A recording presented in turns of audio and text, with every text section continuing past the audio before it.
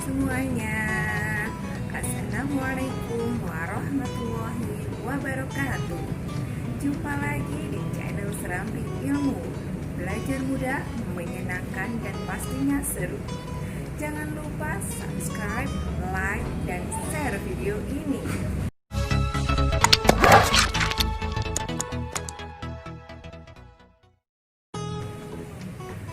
Pada kesempatan kali ini, kita akan belajar tentang upaya mempertahankan kemerdekaan Indonesia. Kita tahu Indonesia merdeka pada tanggal 17 Agustus 1945, yaitu dengan dikumandangkannya teks proklamasi oleh Insinyur Soekarno dan Dr. Muhammad Hatta. Namun, apakah dengan adanya proklamasi itu Indonesia benar-benar sudah merdeka? Ternyata para penjajah tidak serta-merta memberikan kemerdekaan kepada Indonesia.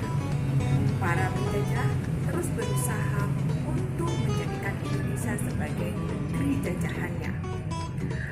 Warga Indonesia pun tidak tinggal diam.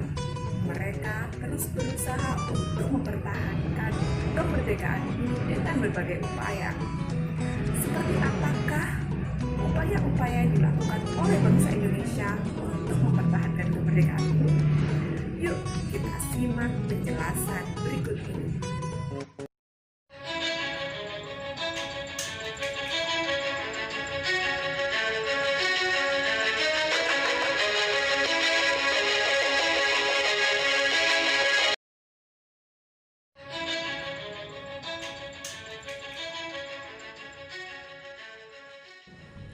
Pertempuran di Surabaya diawali dengan datangnya pasukan sekutu mendarat di Surabaya pada tanggal 25 Oktober 1945 di bawah pimpinan AWS Malabi dengan alasan untuk melucuti tawanan perang. Namun kenyataannya tentara sekutu melakukan penyerangan di penjara Kalisosok dan berusaha melepaskan tawanan perang Belanda. Sekutu kemudian berupaya menduduki tempat-tempat penting di Surabaya. Mereka juga memberikan perintah melalui pamflet yang disebarkan dari pesawat udara agar rakyat menyerahkan senjata yang direbut dari tentara Jepang. Rakyat tidak mematuhi perintah tersebut dan justru melakukan perlawanan sehingga terjadi pertempuran pada 27 sampai 29 Oktober 1945. Dengan hasil wilayah-wilayah yang dikuasai sekutu dapat direbut kembali oleh rakyat. Presiden Soekarno pun datang ke Surabaya untuk berunding dengan AWS Malabi pada 30 Oktober 1945 dengan hasil akan diadakan gencatan senjata. Namun kenyataannya Belanda melanggar hasil perundingan dan mengeluarkan ultimatum pada 9 November 1945 yang isinya meminta rakyat Indonesia menyerahkan senjata hasil rampasan dari tentara Jepang. Jika tidak, Belanda akan menyerang kota Surabaya dari darat, laut maupun udara. Rakyat mengabaikan ultimatum itu dan terjadilah pertempuran besar pada 10 November 1945 yang membumi hanguskan kota Surabaya.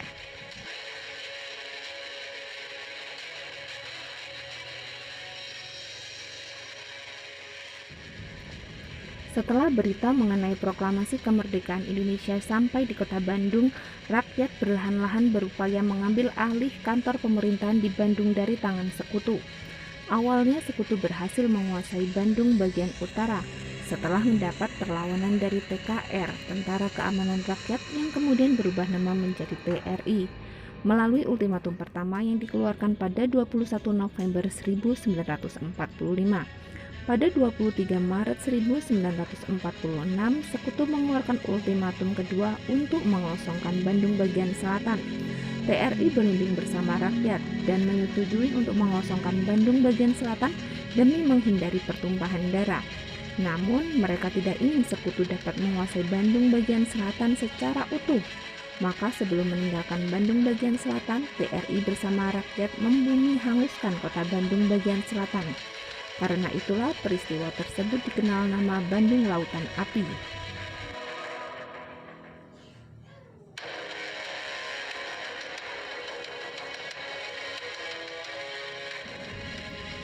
Pasukan sekutu di bawah pimpinan Brigadir Jenderal Bertel tiba di Semarang pada 20 Oktober 1945 dengan tujuan mengurus tawanan bekas pasukan Belanda di Semarang.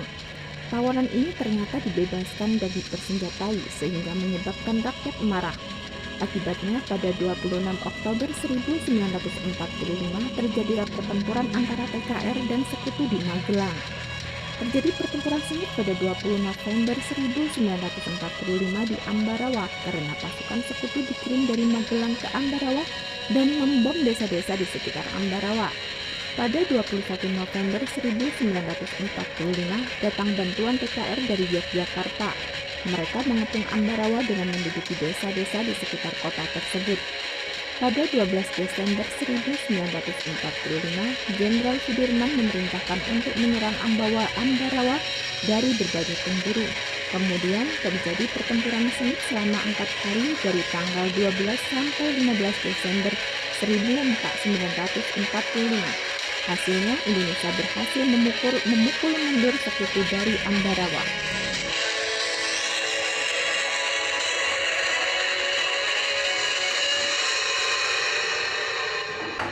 Pada pertengahan November 1946, I Gusti Ngurah Rai memerintahkan pasukannya untuk melucuti persenjataan tentara sekutu yang menduduki kota Tabanan, Bali.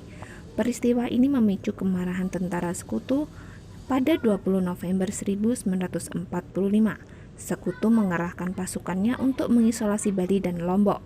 Akibatnya terjadi pertempuran sengit di Margarana yang disebut Puputan Margarana. Itulah tadi upaya-upaya para pahlawan kita terdahulu dalam mempertahankan kemerdekaan Republik Indonesia.